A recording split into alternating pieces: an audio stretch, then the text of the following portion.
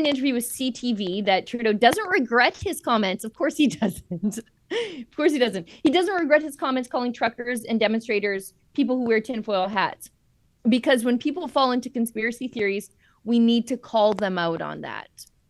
Let's hear it. I think in all my communications, in the frustration that Canadians were feeling, not just around that, but around the pandemic in general, there was a sense that Canadians really stepped up for each other. People went out and got vaccinated to a higher degree than just about any other country. And because of that, we actually had a better and safer pandemic than most people. Yes, we lost far too many people and it was heartbreaking, but we did better than most of the other countries that we can compare to.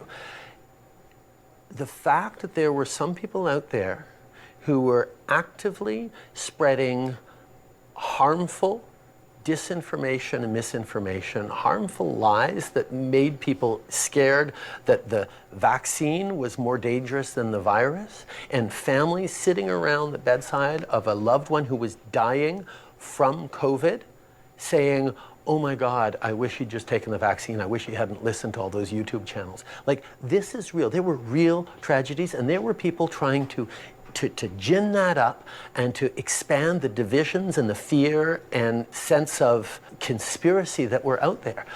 We had, as a government, always and will always be extremely patient with people who are hesitant about getting a vaccine or whatever. But those people who were actively putting people's lives in danger by spreading falsehoods around science that will help and heal and save people and save our economy and save lives and save our institutions, those people, and they were a small minority within the larger anti-movements who were really vocal. I don't and I won't apologize for calling out people who were harming their fellow Canadians. So tinfoil hats comment you don't regret? Well, when someone believes that your government is trying to inject a vaccine in you to control your mind and track you, and there's a microchip in it, that's almost the definition of a government conspiracy theory, that you wear a tinfoil hat to protect your brain from brainwaves. When people fall into conspiracy theories, we need to call them out on that. Yeah, Sheila, I don't worry about Justin Trudeau's brainwaves, by the way. Like, they're not going to make it into my head. But did you notice, sorry to cut you off, David, he takes the most fringe of the fringe of the fringe. Yep. And makes that and takes that and then taints the whole with it.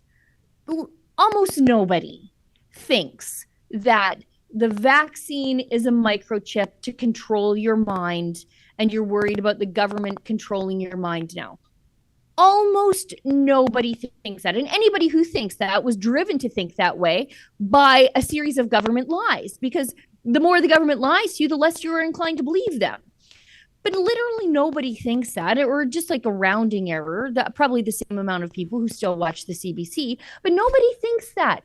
People were against coercion to get a medical treatment we all know now doesn't work. And we all know now did absolutely damage some people. And we also know that the government, this government, through their own documents, did not test it for efficacy in stopping the spread of COVID. So when he stood up there and said, this vaccine stops the spread, there's no way he could have possibly known that, because the government didn't test for it. They only tested for safety, as in, does this thing have chemicals in it that can harm you? Does it have arsenic in it? Those sort of things. They tested it for safety to make sure it met certain safety standards, but never once was it tested for efficacy. And so he lied to people. He drove certain people into conspiracy theories. But when he talks about harmful misinformation, he was the guy spreading it with the biggest budget. You're 100% right, Sheila. And, you know, he speaks of harmful lies, and he said that those harmful lies, as a result, people's lives were in danger. Well, I would say quite the contrary. I would say because of federal government and provincial government policies, people's lives may not have been in danger, but their livelihoods were. As you know, we were talking about with Aaron O'Toole, the number of people that lost their business, that lost their homes, that could not be part of the employment scheme again because of vaccine apartheid. That was as a direct result of government policy. which should never, now that we know in the 2020 hindsight, Sheila, should never have come to fruition in the first place. But the thing is, has this man in 7+ years of being prime minister, Sheila, has he ever genuinely apologized for anything? Anything? No, nothing. Nothing. Oh, hi. That was a clip from our Rebel Daily live stream. It's hosted Monday, Wednesday, and Friday by the big boss man, Ezra Levant, and Tuesdays and Thursdays by me, Sheila Gunn Reid, and my good friend, David Menzies.